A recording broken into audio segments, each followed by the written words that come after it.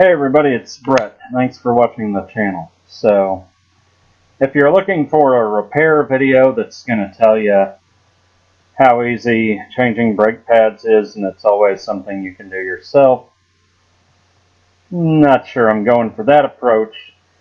In the scheme of things, it is one of the more simple do-it-yourself repairs, but I just got done changing the brake pads on my 2004 Ford Mustang front brake pads, and wanted to let you know some things to watch for when you do this yourself. Now, one of the things I recommend is you research your vehicle, look for jack-up points for jacking up the car, because that's honestly one of the more time-consuming parts of doing it yourself, is jacking up the car and taking the tires off. Unless, of course, you happen to have air tools like a professional shop.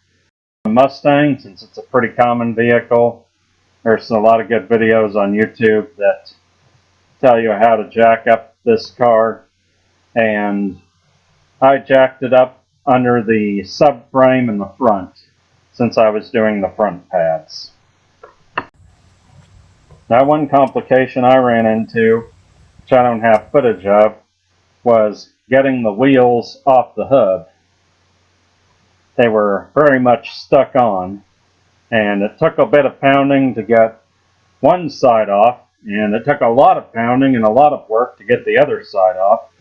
I ended up having to get a soft mallet hammer, and thankfully a helpful neighbor actually helped pound it to finally break it loose. So that part of the job ended up being a little bit more complicated than expected.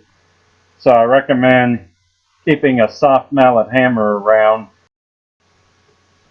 Now, a lot of the YouTube videos on how to do brakes for this generation of Mustang point out that you'll need a 12mm bolt for the front brakes to take the caliper off.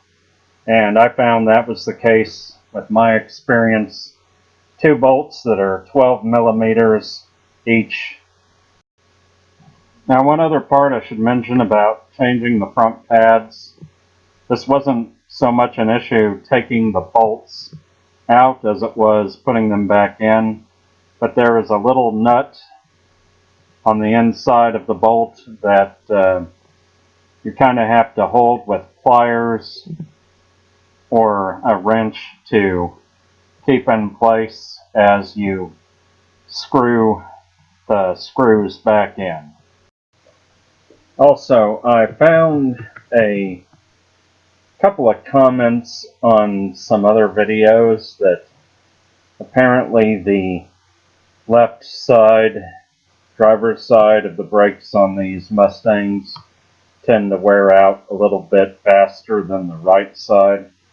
I don't know if that is always true, but that was true in this case.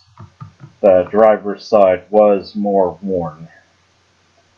This was also the side of the car where the caliper didn't want to come off very easily after loosening the 2 bolts, so I actually had to take one of my heavy-duty screwdrivers and pry it off. So that was fun. I'm sorry I don't actually have more footage of me working on the car other than these snippets, but I had to concentrate on getting the job done more than filming. So, and with some of these complications that I had, like the wheels struggling to get off and that sort of thing, the job took a little longer than I expected. Now, another thing I wanted to do while I was working on the Mustang and had the wheel off was doing a deep clean on the wheels, where you clean the inside that you can normally never get to very well at a car wash. And I did that on one of the wheels, but in the interest of time I didn't do the other.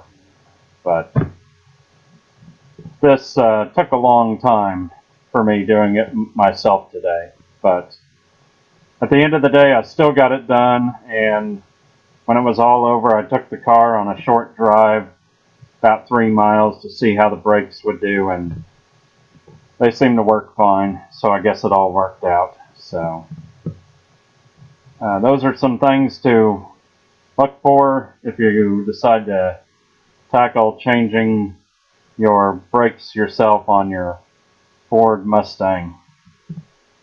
Thank you.